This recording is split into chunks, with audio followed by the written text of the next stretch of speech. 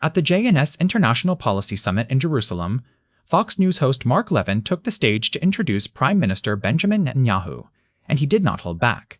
Levin laid out his own warning on the Iran ceasefire memorandum, calling the nuclear clause dangerously vague, and pressed for the deal to do far more to address Iran's ballistic missiles and Hezbollah.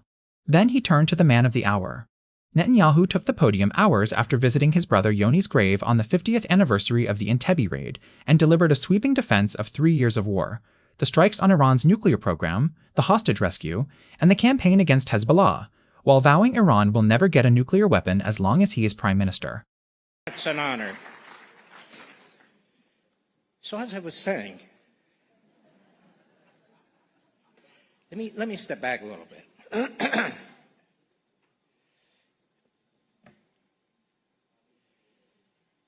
First, I want to repeat this in front of the Prime Minister.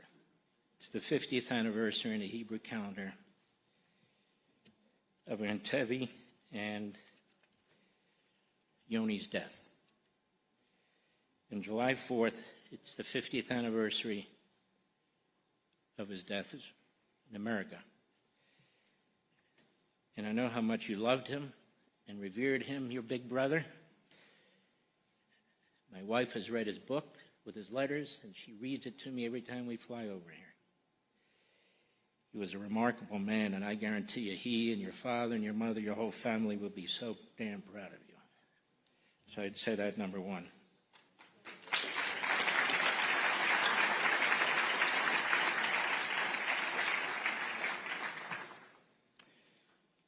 As I was saying, if I can remember what I was saying, we have two tremendous leaders in President Trump and Prime Minister Netanyahu. Reminds me of FDR and Churchill. Reminds me of Reagan and Thatcher in many respects. And they worked incredibly well together, but from time to time they had their disagreements. But they agreed on one thing. They agreed that the Nazis were the enemy, and Reagan and Thatcher agreed that the Soviet Union was the enemy, and they had to figure out a way to defeat them. Churchill wanted the Nazis defeated, and so did FDR. Reagan ran for office saying, we win, they lose, when it came to the Soviet Union. And Thatcher agreed.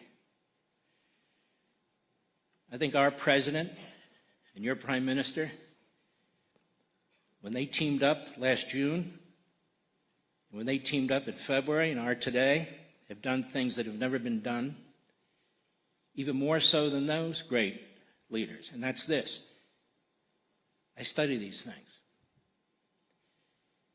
Two militaries, two intelligence services, two countries have never worked this closely together before in human history. Never. The sharing of our air forces, our intelligence, and more than that, was seamless. Our Secretary of War, the head of the Joint Chiefs, as I was saying, every day they went up to that podium and they gave a press conference. And they praised the partnership. They praised our military, and they praised your military, especially your Air Force. They were very, very impressed. Now, these are men, you know, our top brass that have seen everything, but they've never seen anything like the Israelis. Remember, at the same time, we were lecturing the Europeans, particularly those in NATO, that aren't stepping up, that haven't built up their militaries. I mean, no offense to Britain, but Britain used to rule the world, they used to say. The British Empire never rested. The sun never set on the British Empire. Well, the sun sets on the British Empire before most of the rest of the country, the rest of the world right now. It's a paper tiger. France is a paper tiger. That's why our president said, you know what, keep your ships. We don't really need them. They're not going to do anything for us. And he was right.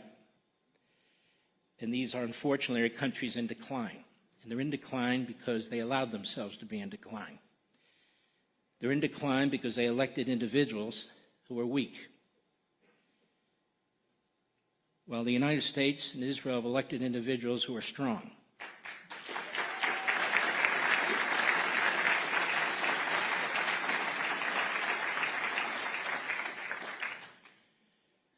Now, to pick up where I left off, in February, I think that 24, 48-hour period, and certainly 2 weeks, the world has never seen anything like it. Not just the Middle East, the entire world. The speed, the competency, the skills, the professionalism, the overpowering military and intelligence activities against the Iranian regime, slammed it, crushed it, faster than anybody could have imagined, and more thoroughly than anybody could have imagined. And there was a partnership between the so-called big Satan and the little Satan.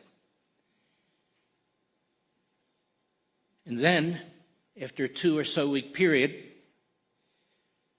a ceasefire was called and went on for about 9 weeks. And there was a lot of debate in our country. I don't know what was going on here. Yes, ceasefire, no ceasefire. Problem was, Hezbollah doesn't believe in ceasefires, so it kept attacking Israel. And that means Iran kept attacking Israel, and Iran doesn't really believe in ceasefires either. You know how I know?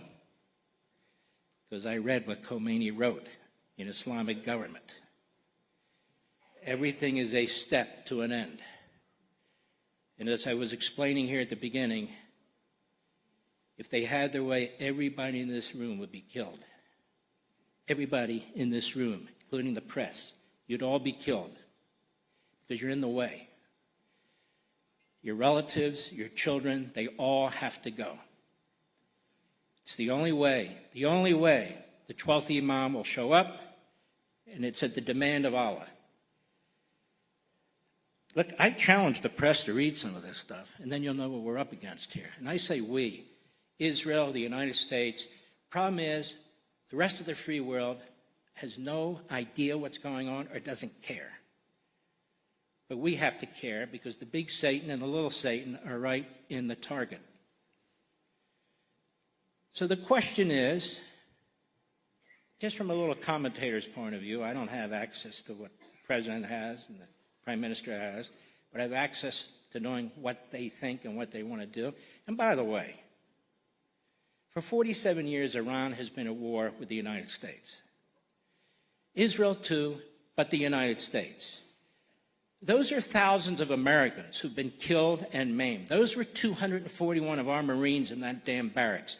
Those were our crewmen who were in Saudi Arabia, 19 of them who were murdered.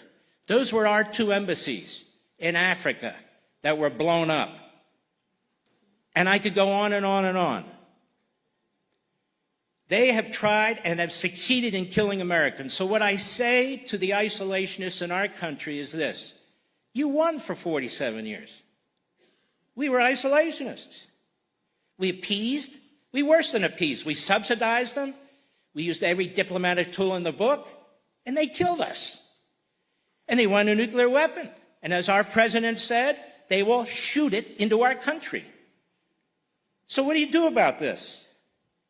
Well, if you're England, you do nothing. If you're France, you call for a 2-state solution. You understand. If you're NATO, I don't know what they do. I just know what we do. So we're at a crossroads now. And I want to hurry because I want the Prime Minister to come up. So we're in a crossroads now. Take your time. All right.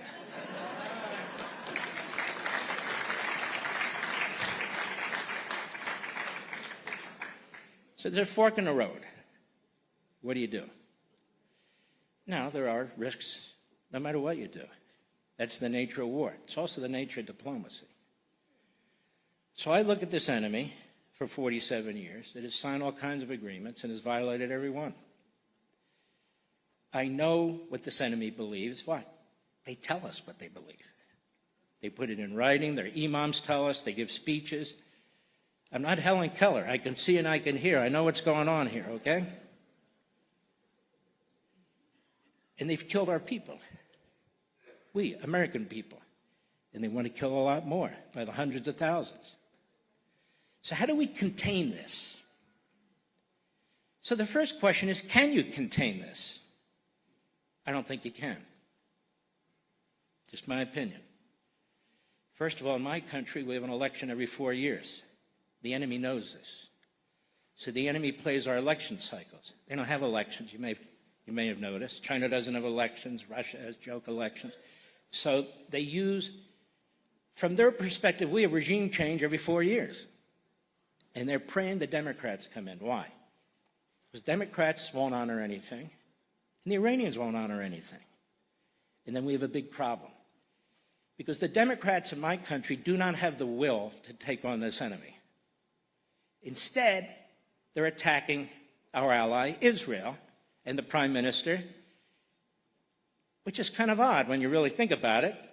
So their will is to attack our ally, and they don't have the will to attack our enemy.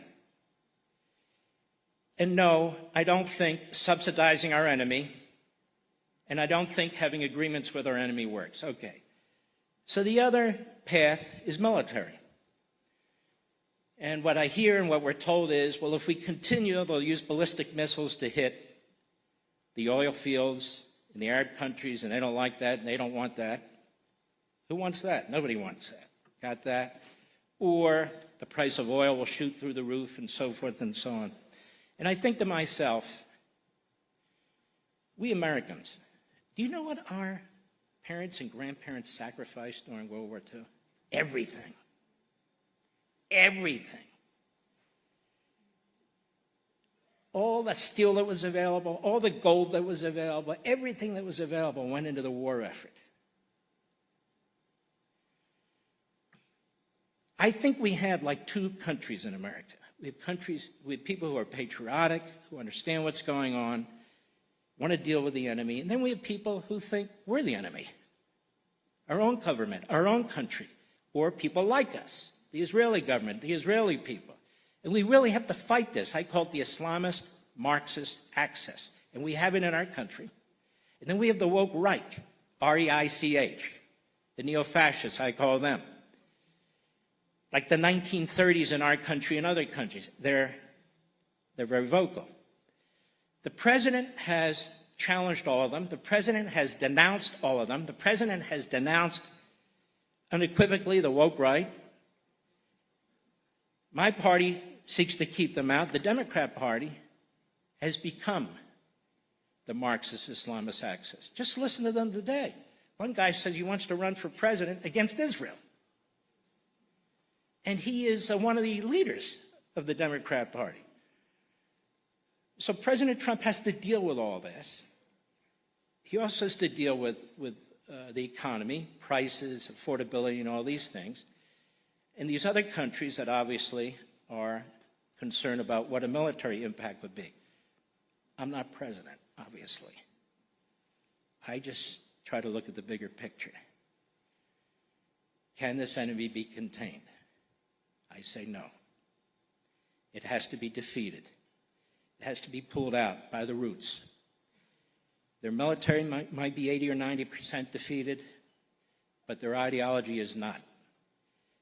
How do you defeat their ideology? We actually had people in the Biden administration say, you can't defeat an ideology. Ideologies are destroyed all the time on the battlefield. You destroy the ideology by destroying the source of the ideology. And so I looked at the MOU, and I have a few problems with it. And I hope by voicing those problems, if we're going to take this route, and it's not clear that it'll be the final route, by the way, it's not clear there will be a final deal, or maybe there will. There's a couple problems I see. And so I raise them and hope that they'll be looked at. Number one, the nuclear issue is number 8 out of 14 points. And I read it, and it's very ambiguous. In my view, it should have been number 1, and it should be much more detailed, even in a memorandum of understanding. And I hope that'll happen. Number 2, will the Communist Chinese comply with whatever agreement we come up with? Will North Korea comply with any agreement we come up with?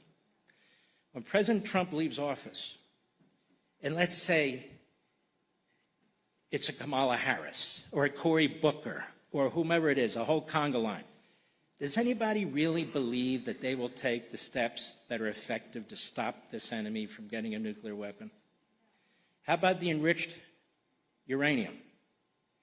Does anybody really believe they will take the steps to do anything about it? See, my contention is this. 3 years of Donald Trump, I can sleep at night. When he leaves office, I can't sleep at night. And I think the enemy knows that a lot of America might sleep for those 3 hours, and then 3 years, and then afterwards it might strike. There are other things, too, I'll just mention very, very quickly. How can you not address ballistic missiles? That is absurd. Intercontinental ballistic missiles are what carries nuclear warheads, and if they fire 3 or 4 or 5,000 at Israel or Saudi Arabia or anybody else, you cannot defend against it. And these things are as big as a yellow school bus. It's not a theory. We saw what they do. They can take on an entire neighborhood. So that needs to be addressed. And Hezbollah needs to be addressed too. Again, Hezbollah is Iran. And my view is, the way that language is written, no way in hell should America be a protectorate for Hezbollah. So I've raised these issues. The President's a smart man. He loves America. He's got access to a lot more information than I do. And I'm not an advisor. I just give my opinion. And I think that whatever the MOU is, maybe there will be agreement, maybe there won't be agreement. And by the way, last point. The Iranians may make it impossible to have an agreement because they're so nuts, they're so radical, they're so evil, and they're so contemptible that they're trying to drag us along right now, whether they shake somebody's hand or don't shake somebody's hand with Hezbollah and so forth and so on. They're trying to drag us on, drag us on, drag us on, and I strongly believe that at some point the President of the United States is going to say, all right, that's enough. That's enough. My 2 cents worth, maybe it's 1 cent worth. So I want to introduce the Prime Minister of the State of Israel.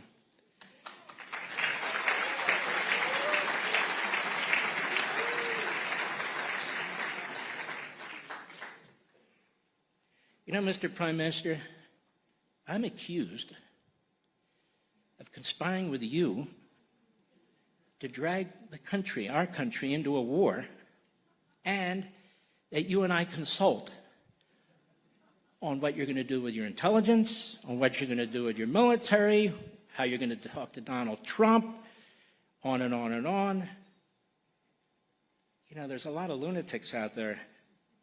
The last person the Prime Minister needs to speak to is me about techniques and tactics and so on.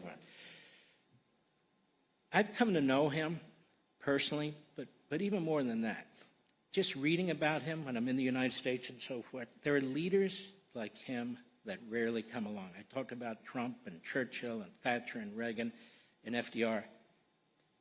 That's him.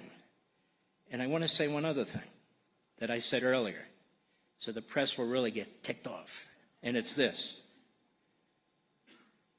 Britain made a big mistake at the end of World War II. They voted Churchill out of office. If the Israelis vote you out of office, I believe it's even worse. And I'll tell everybody why.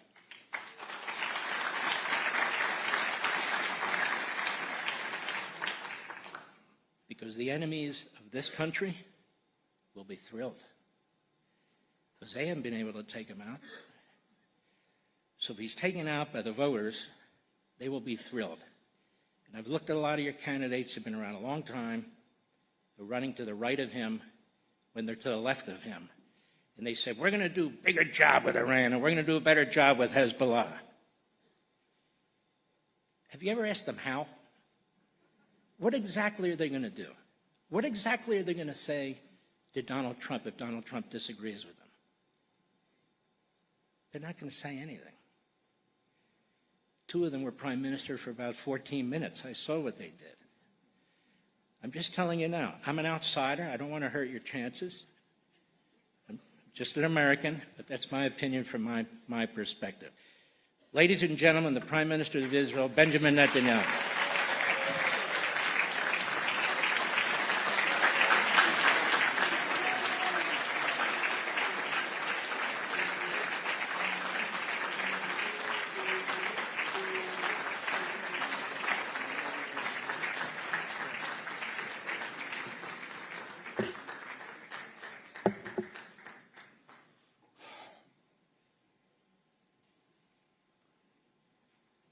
Thank you, Mark Levin.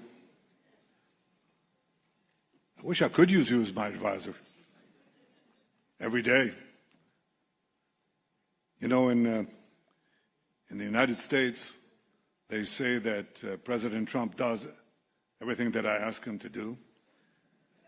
And in Israel, they say that I do everything he wants me to do. Well, neither is true.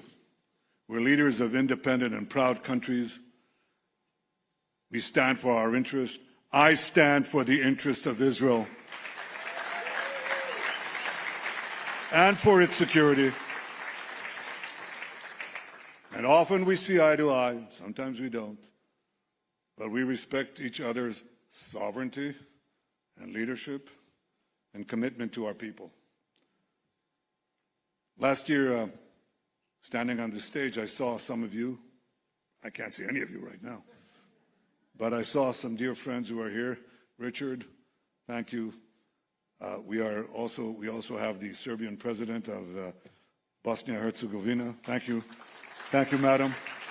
We'll have an opportunity to talk tomorrow. There are so many dear friends here, and I mean that.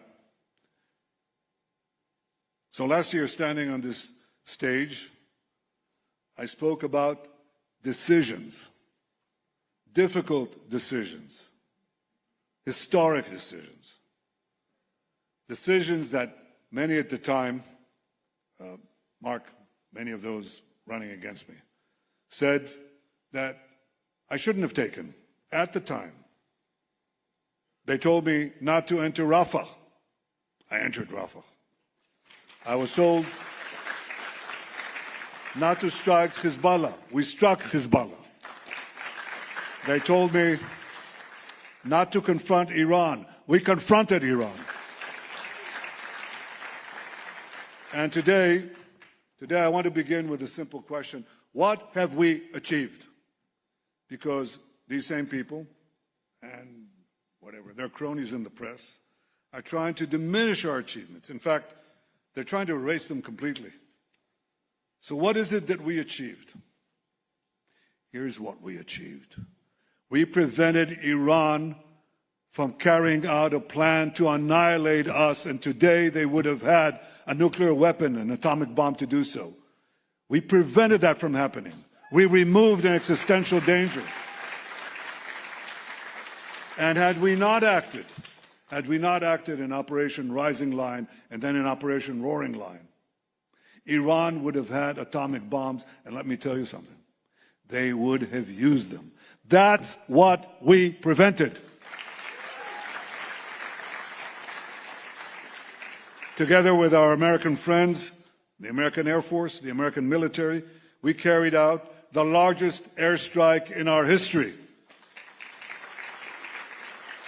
We destroyed Iran's nuclear infrastructure. We knocked out 20 of their top nuclear scientists, 12 in Rising Line, another 8 in Roaring Line. And when you take out the scientists, it's very hard to make a nuclear weapon. Exceedingly hard. We decapitated the leadership of the terror regime. We shattered their missile industry. We knocked out their Navy. We knocked out their Air Force. We attacked their military industries. We attacked their bridges. We attacked so many targets that the cumulative damage that we did to the IRGC economy is not counted in the millions. It's not counted in the hundreds of millions. It's not counted in the billions. It's counted in hundreds and hundreds of billions of dollars. And it will take them a long time to recover. A long time. And they may not recover, because once you deal these blows and once the rift between the regime and the people is so deep, you cannot tell when such a regime will fall. And I think we created the conditions for its future fall. That is what will be the real triumph, when the Iranian people take their own destiny in their hands and they knock out this brutal regime that is terrorizing them and terrorizing the rest of the world. But we didn't just confront Iran. We shattered Iran's terror axis. We took out Sinwar, we took out Hania, we took out Def, we took out tens of thousands of terrorists. And despite those who said it couldn't be done, we brought back to Israel every single hostage, every last one of them. That too, some of my critics, they don't want to be reminded of this, but they said, stop before Rafah, make a deal. Let's get the terrorists, let's get our hostages out. We don't have to enter Rafah, we don't have to take the Philadelphia corridor, we don't have to take on Hezbollah, and for God's sake, we shouldn't take on Iran. But we didn't listen to them, and we did it. And we got them back because we put our brave soldiers, our incomparably heroic soldiers, right into their stronghold in Gaza. And they capitulated. We brought back every last hostage. And it's an achievement that I think the entire people of Israel and the entire people of the free world should be proud of. We brought them back.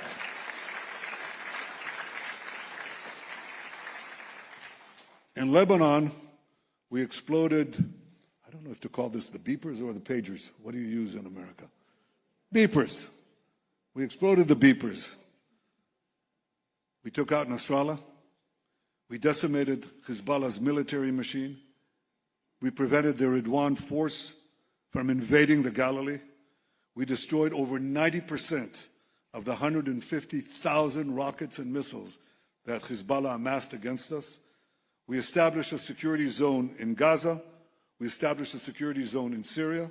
We established a security zone in Lebanon, and we shall keep it as long as is necessary to protect our people.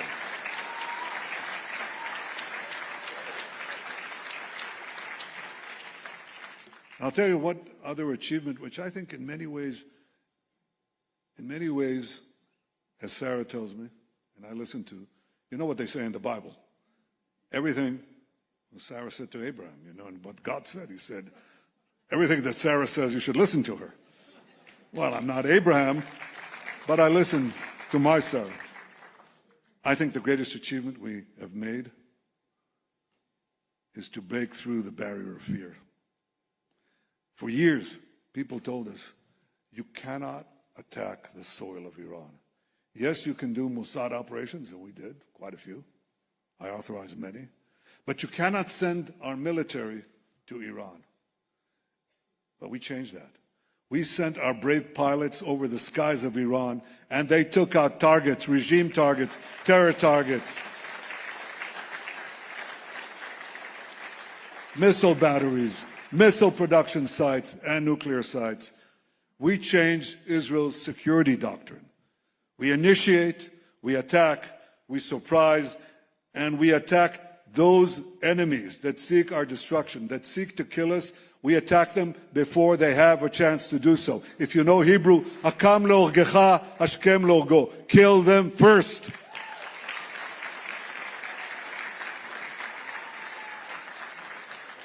Now, I came here from the 50th anniversary of my brother's fall in Entebbe,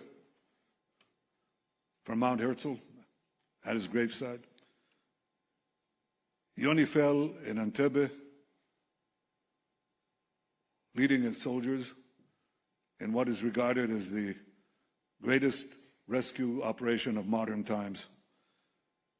Entebbe showed that a free people, if they mobilize their courage and muster their strength and their will, they can overcome the worst tyrannies in the world, however threatening, however challenging. And indeed, after the Entebbe rescue, the rash of hijacking that was covering the entire world, that rash of hijacking stopped, almost stopped completely. But the terror regimes did not disappear. And in fact, they continued to grow And the worst of them, of course, is Iran, the greatest sponsor of terrorism on the planet.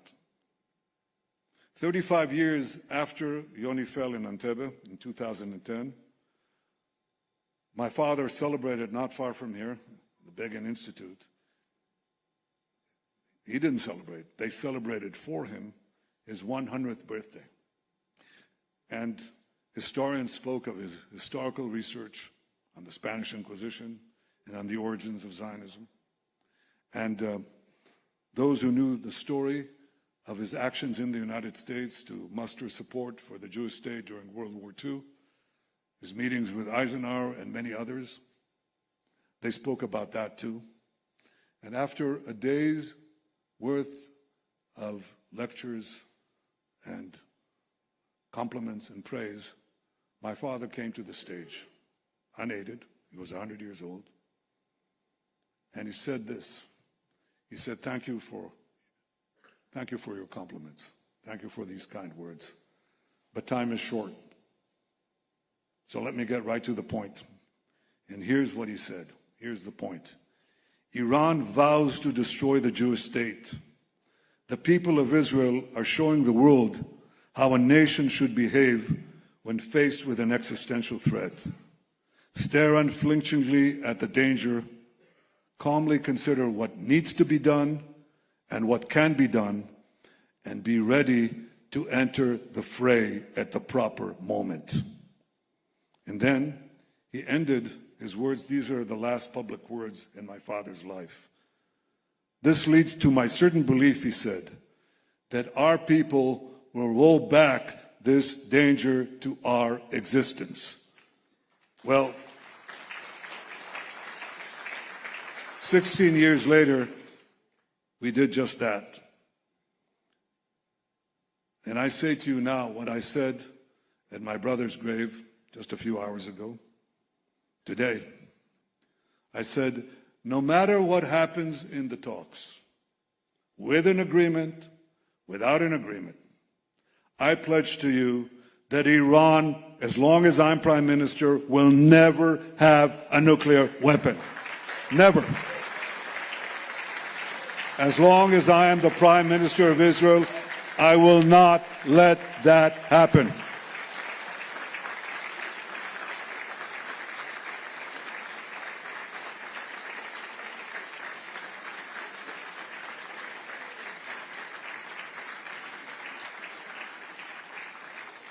And I said something else about Lebanon.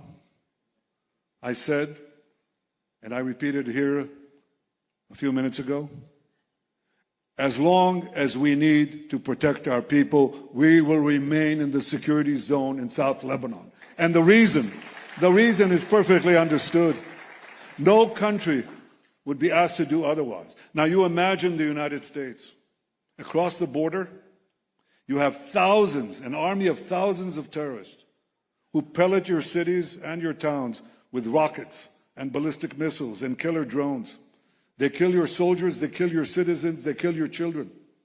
And they threaten them every day. Well, what would America do? Would it say, well, there's nothing we can do? Let's hold our fire? Is that what America would say? No. You know damn well what America would do. It would cross the border, create a security zone, kill the terrorists, and protect its people until the threat is removed. That's exactly what we are doing.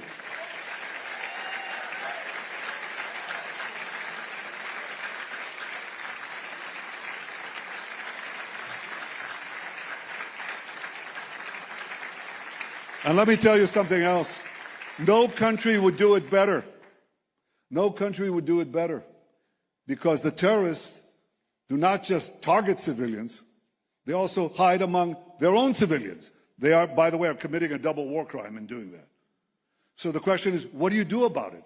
We target the terrorists, but there are some civilian casualties in every such war, in every such urban warfare.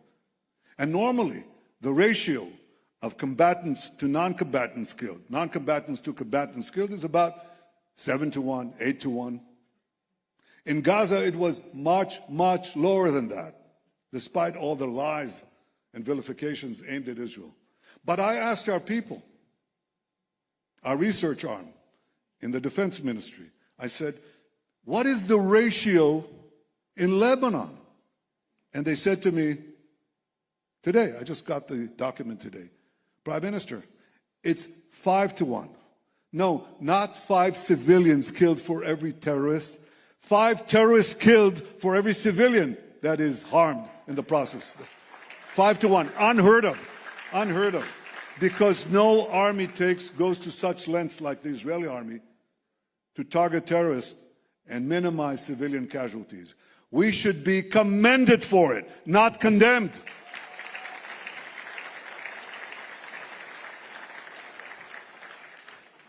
We do everything in our power to protect our people. We don't have a war with Lebanon. We have a war with Hezbollah, who terrorizes Lebanon and seeks our destruction.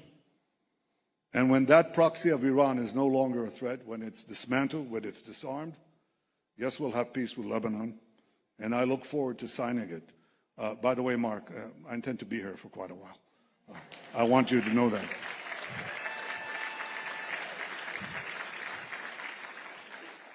These and other matters are the interests of security of the State of Israel. I've devoted my life to protect the security of the State of Israel. And nothing will change that. Nothing. Absolutely nothing. And I can do so because I have the support of my dear family, my wife and my children. But I have the support of the vast majority of the people of Israel. Our people are so strong. They're so strong. Our soldiers are brave. There are no braver soldiers on the planet. They're so heroic.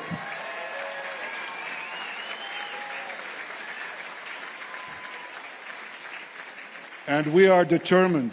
We are resolved to protect our country, whatever the cost.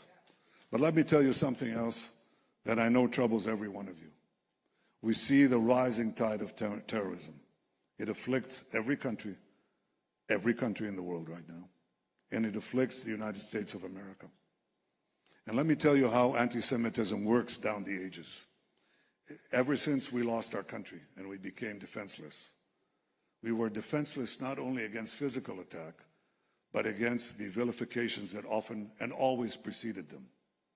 So we were faced in one country with such vilifications, and that led eventually to either one of two things, either exile or massacre.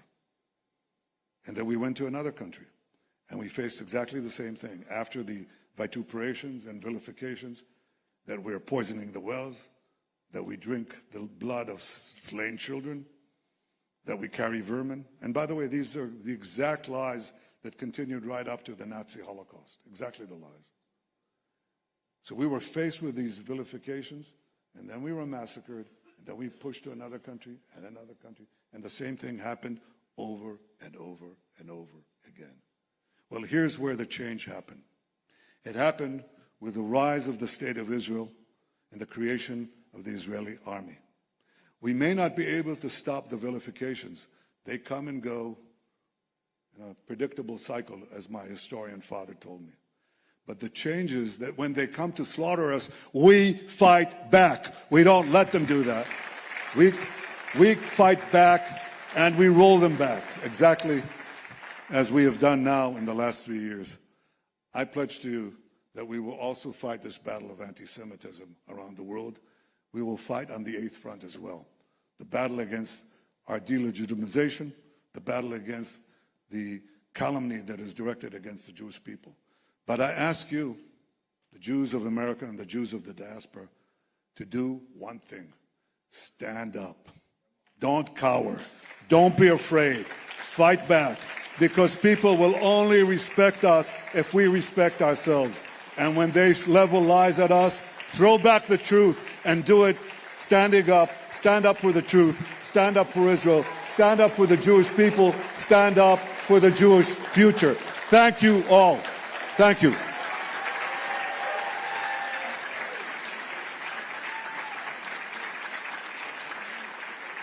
Thank you.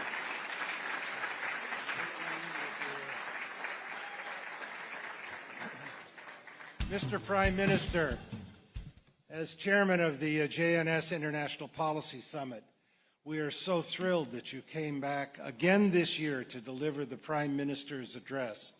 For those of us who were here last year, we could still hear your words. It is your vision. It is your bold leadership. It is your voice, and it is your strength that gives all of us not only strength, not only hope, but belief in the great future of Israel, the Jewish people, and our Christian Zionist allies around the world. Thank you, Mr. Prime Minister. Thank you. Thank you. Thank you.